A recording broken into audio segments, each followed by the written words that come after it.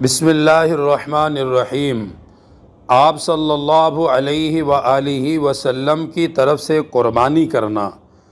حضرت حنش رحمۃ اللہ علیہ فرماتے ہیں کہ میں نے حضرت علی المرتضیٰ رضی اللہ تعالی عنہ کو 2 مینڈے ذبح کرتے ہوئے دیکھا تو میں نے یہ عرض کی کہ حضور آپ 2 مینڈے اپنی طرف سے ذبح کر رہے ہیں؟ تو حضرت علی المرتضیٰ رضی اللہ تعالی عنہ نے فرمایا کہ ایک میری طرف سے ہے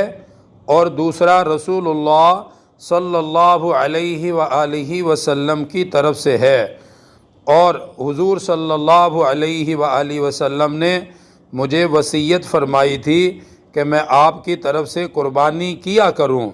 اس لیے میں ایک مینڈا حضور صلی اللہ علیہ وآلہ وسلم کی طرف سے قربان کرتا ہوں۔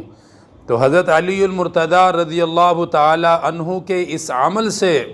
یہ معلوم ہوتا ہے کہ وہ حضور صلی اللہ علیہ وآلہ وسلم کی طرف سے قربانی کیا کرتے تھے،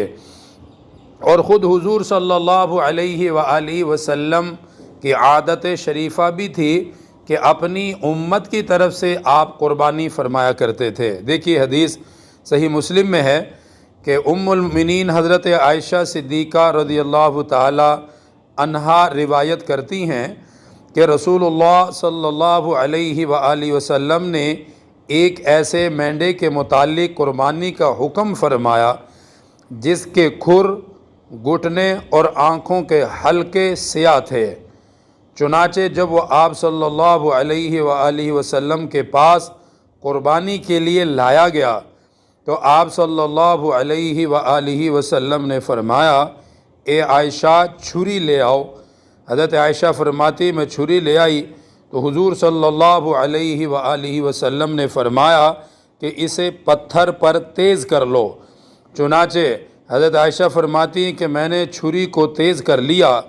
پھر حضور صلی اللہ علیہ وآلہ وسلم نے چھری اپنے دست مبارک میں لی اور مینڈے کو پکڑا اور اسے پہلو کے بل زمین پر لٹا دیا، اور یہ الفاظ پڑھتے ہوئے آپ نے اس کو ذبح کیا، بسم اللہ اللہم تقبل من محمد و آل محمد و من امت محمد،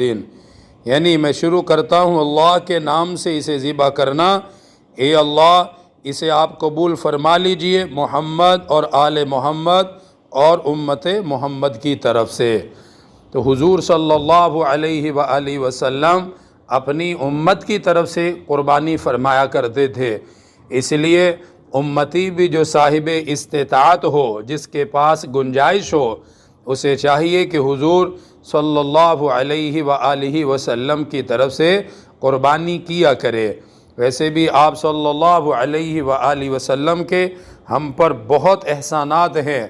اور آپ صلی اللہ علیہ وآلہ وسلم کی امت کے لیے بہت ساری دعائیں ہیں۔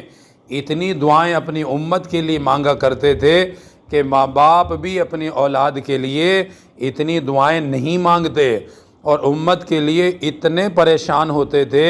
کہ ماں باپ بھی اپنی اولاد کے لیے اتنے پریشان نہیں ہوتے۔ تو حضور صلی اللہ علیہ وآلہ وسلم کی امت سے محبت، حضور صلی اللہ علیہ وآلہ وسلم کی اپنی امت پر شفقت اس قدر تھی کہ انسان کی عقل حیران رہ جاتی ہے۔ اسی لیے تو قرآن کریم میں اللہ تعالیٰ نے فرمایا، لَقَدْ جَاءَكُمْ رَسُولٌ مِّنْ أَنفُسِكُمْ